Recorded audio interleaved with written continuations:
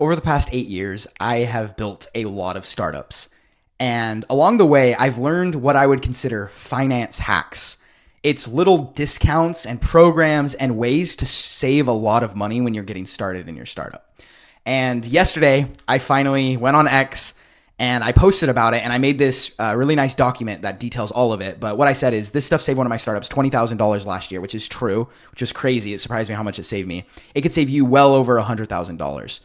Call them my 5 startup finance hacks. So I dropped this document yesterday. I was getting a lot of questions, and so I wanted to make a video just with adding some extra commentary and some detail behind this and what went into this. So like I said, there's a full document that I created called the 5 Startup Finance Hacks. You can get it in the link below. This is free. It breaks all this stuff down, and hopefully it's super helpful for you. So without further ado, let's jump in.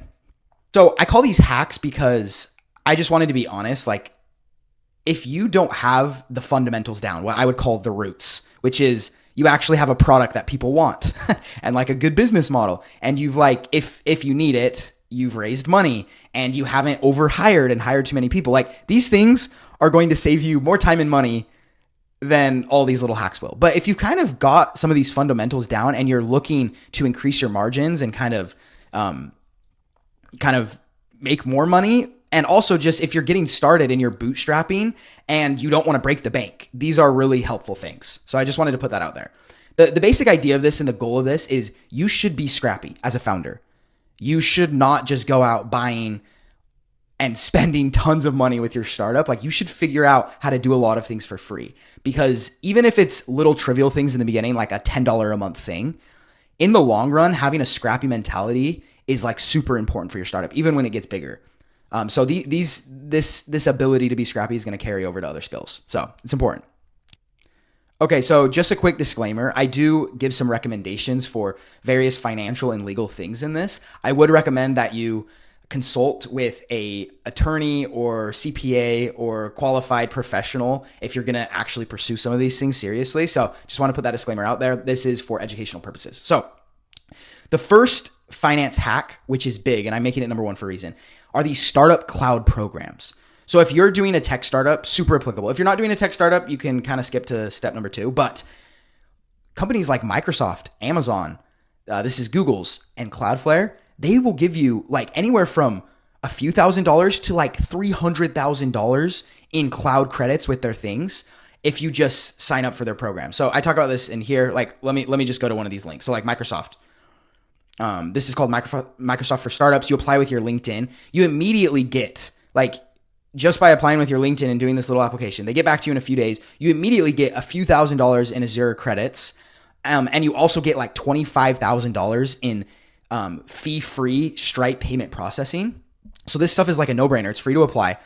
Each thing kind of has their own perks. And so if you're hosting wherever you're hosting your startup, if you're hosting it with AWS or Google or wherever you're hosting it, this could end up being a huge saver for you, like hundreds of thousands of dollars. And even if you're not, like, I'm not using Microsoft Azure, but for example, they had other perks like that $25,000 in fee-free payment processing with Stripe. So you should check all these out. They're in the document, but this is a huge way to save money. And I'm shocked how many founders just start their startup and never do any of this stuff. So don't let that be you.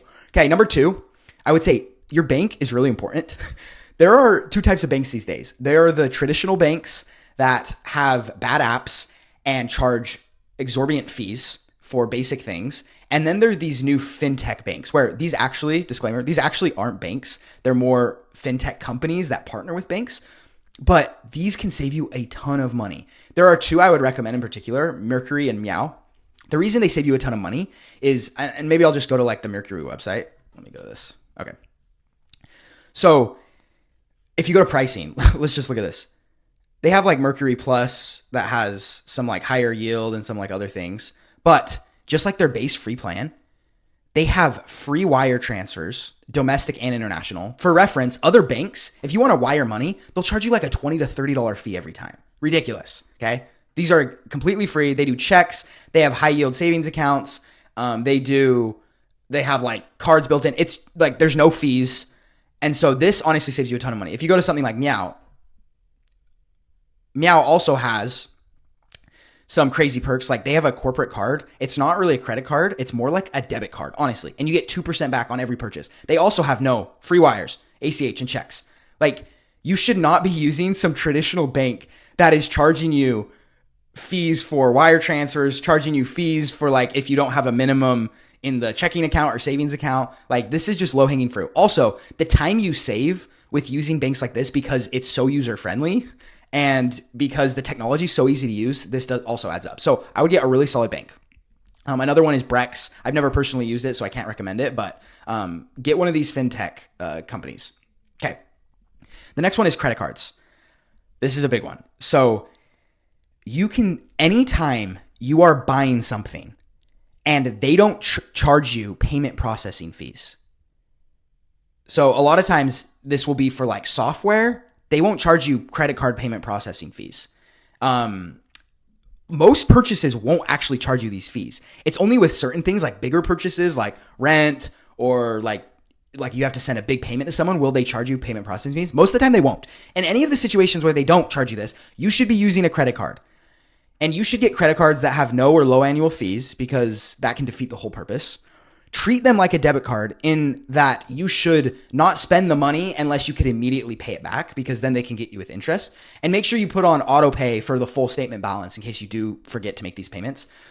And I just want to like show you an example. So these are some of the cards that I recommend in this document. And these are the ones that I use currently with one of my businesses. So I have an e-commerce business, and I actually, this is the only prepaid, this is the only card I have with an annual fee, but it gives me some crazy cash back on paid ads. I spend hundreds of thousands of dollars a year on paid ads, and this literally generated like $10,000 in extra cash for me last year simply because I used a cashback credit card that was focused on paid ads. If I would have just used a normal debit card or bank account, that literally would have been $10,000 less. It made like no effort to do this practically. So there's little things like this. I recommend a few on here.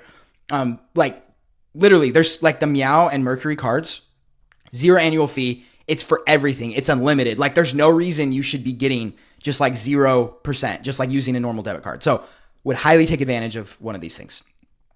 Okay. The next one is legal stuff. So a really good way to burn money early on is going and working with an attorney and not knowing what you're doing. I made this mistake. I burned thousands of dollars. This is what I would say. Okay.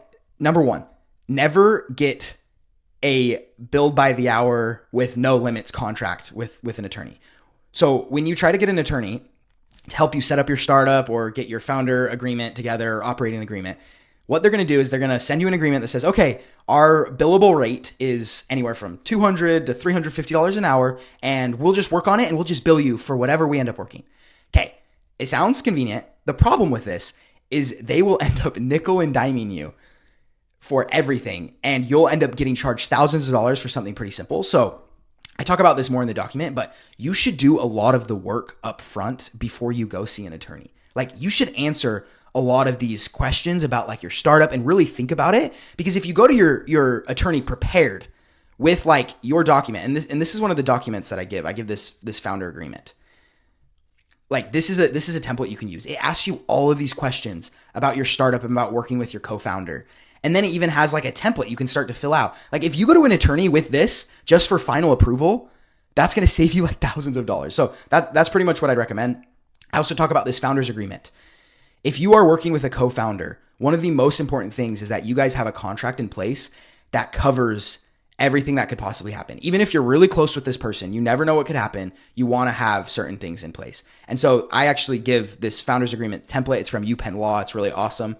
And they ask all these questions like, what goals does each of us have for the startup? Who gets what percentage of the company? It asks like, what happens if one of us wants to leave? Ask really good questions just so that you're prepared in case anything happens. So you want to get your legal stuff down. I also talk about this a little bit. You want to decide if you are going to be an LLC, which it's usually like if you're bootstrapping, making something a little smaller, like you want to build you want to establish an LLC in your state, or if you're going for something bigger that you want to fundraise, you'll do like a C Corp. But anyways, I talk about that more in the document, but overall is do a lot of the work yourself, be scrappy, and go to an attorney for final checkoff. Okay. The last thing I will say is number 5 is get discounts and take advantage of free plans. And I really like this. This is from Phil Knight. these were the original rules he made for Nike. And one of my favorite ones is number 6. He says, live off the land. I love this idea of like living off the land and being scrappy and trying to do things for free. This is something you should totally do. And you should, and I talk about this in where's my document? I talk about this in my document, discounts and free plans. I give some examples of like, for example, Webflow, they give you 100% off your first year, like hundreds of dollars off of a CMS plan if you're a startup. And I'll even show you, like they have this website right here. And I don't have an exhaustive list here. I just give you an example, but this just took one Google search. Like before I bought a plan with Webflow, I was like, Webflow startup discount. You should look for discounts, ask for discounts, try to get things for free. Also, take advantage of free plans and free apps. I also list some of these. There's a lot of companies out there that give very generous free plans. And there's also software that you don't always need to get the premium top thing. A really good example of this is like Typeform versus Google Forms. Typeform charges crazy amounts of money. And yeah, their forms might look a little better and stuff, but if you're just trying to get like feedback or like doing a basic intake form, just get the Google form. It's free. Like this is the mentality you have to have. Later on, once your business is all successful, then you can get all of the sexiest pro plans of everything. But for now, I would start with that stuff. The last thing I'd like to close with is none of this really matters. Like I said at the beginning, if you haven't built a product people actually want. And so I would recommend first building something that people really want, focusing all your time on that, and then doing these finance hacks. One of the best resources I would recommend for this is doing Y Combinator's startup school. It's completely free. If you're building a tech startup, it's one of the best educations in the world for tech founders, in my opinion. So I would dive into that. But anyways, hope these finance hacks are helpful and that they can save you a lot of money. Until next time.